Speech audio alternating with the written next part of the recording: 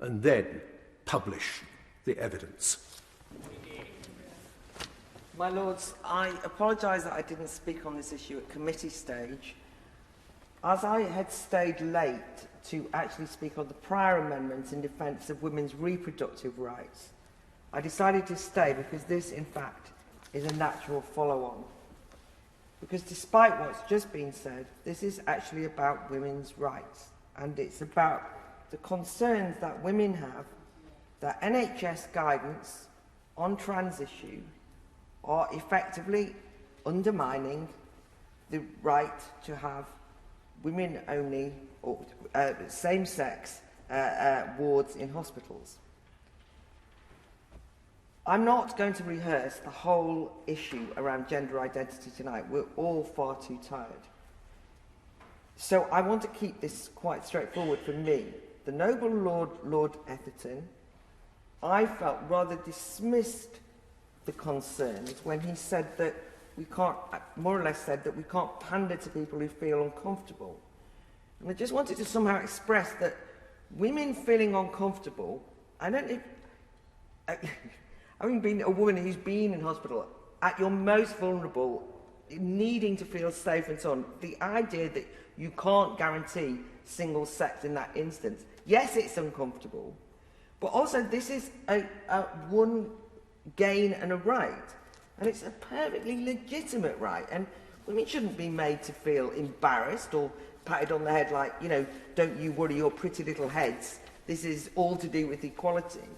And, you know, we've just heard a contribution that says, be careful, watch your language, effectively, but I'd say also, watch what you're suggesting that women should do, which is to back off from this issue, and I don't think that they should, and they won't.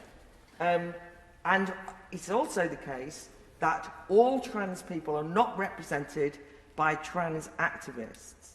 And there are trans women that I know, and yes, it's anecdotal, there are trans women that I know who do not support trying to have mixed, effectively what will be mixed wards, or confusing or undermining single-sex wards in NHS settings.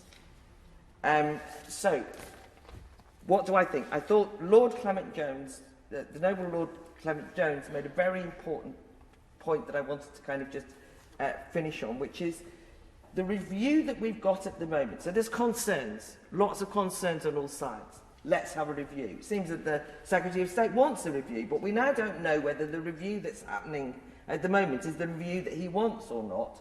But the review that's happening at the moment is not satisfactory. It's that peculiar internal NHS review that's been referred to.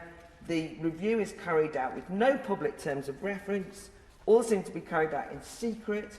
It's been co-led by Dr. Michael Brady, who is the advisor for LGBT at NHS England, which I'm sure that he is incredibly well-intentioned, but he's the LGBT advisor at NHS England, and I suggest that might make him rather the opposite of impartial.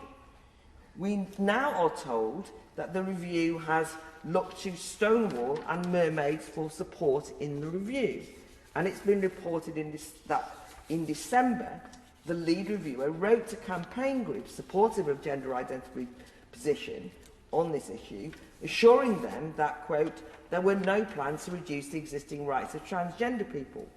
Now, what I'd say to you is what I've just said now is not evidence at all, it's all hearsay. I'm just kind of repeating what somebody has said and maybe somebody said.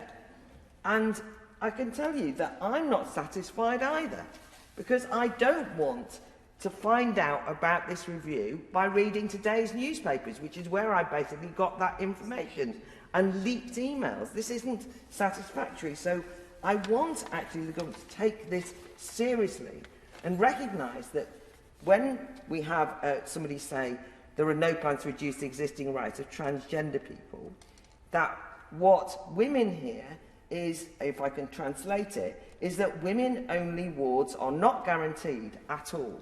And I want the government to be honest with us about what they believe, what they're arguing for, and I want them also to take us away from having to discover these things in newspapers and instead give us an assurance that there'll be a new review set up that's independent, fully resourced, that actually has a clear set of terms of references that people on different sides of this argument can look at and discuss openly, try and detoxify it by bringing it out in the open and having a credible review with all sides of this argument consulted, represented and talked to. And absolutely, women should be at